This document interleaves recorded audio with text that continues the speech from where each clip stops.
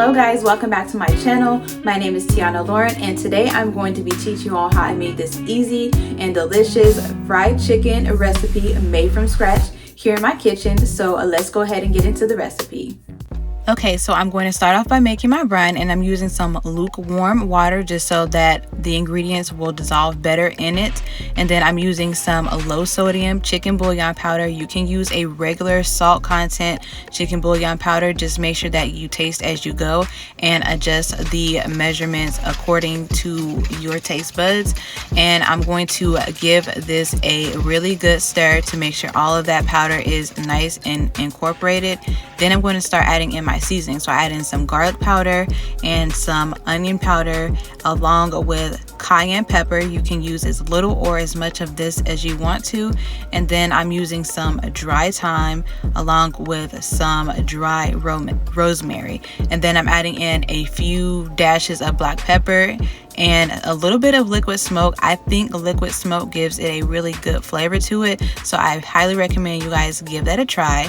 And then you just want to mix all of those ingredients together and make sure everything is nice and incorporated.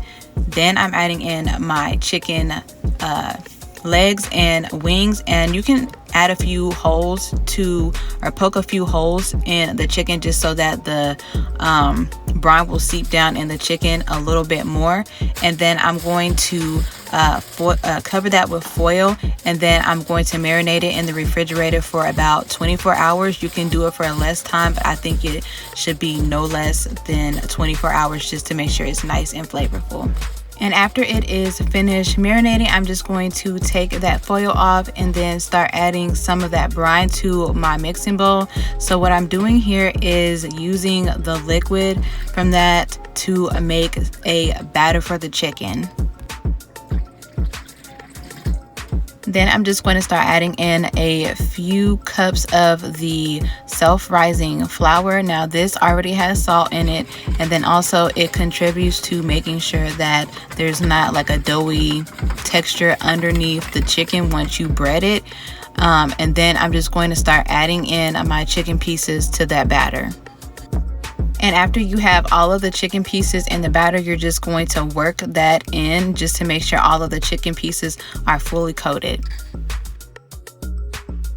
Now I'm going to go ahead and get started on my flour bread coating. So I'm going to add a few more cups of the self-rising flour to that, and then I'm going to add in some of the chicken bouillon powder along with some sloppy mama seasoning and some smoked paprika along with some cayenne pepper and some dry thyme along with a little bit of garlic powder and a little bit of onion powder and then some black pepper. And then I'm just going to go ahead and give that a really good stir and make sure all of the spices are incorporated. And then I just added in a little bit of cornstarch.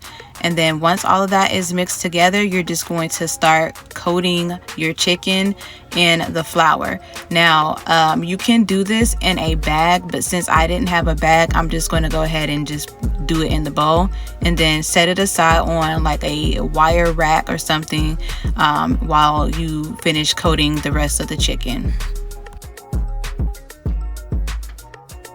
Once the chicken is fully coated, you're just going to start adding that to a large pot. I have some canola oil in there. You can use whatever kind of oil you want to. And then I cooked it for about a total of 20 minutes on about, I would say, medium heat.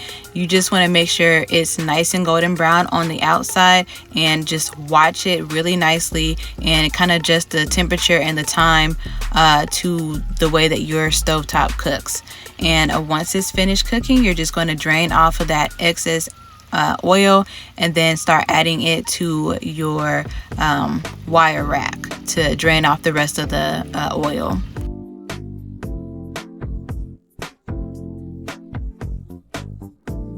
Okay guys, so the fried chicken is ready, so I am going to go ahead and give it a try.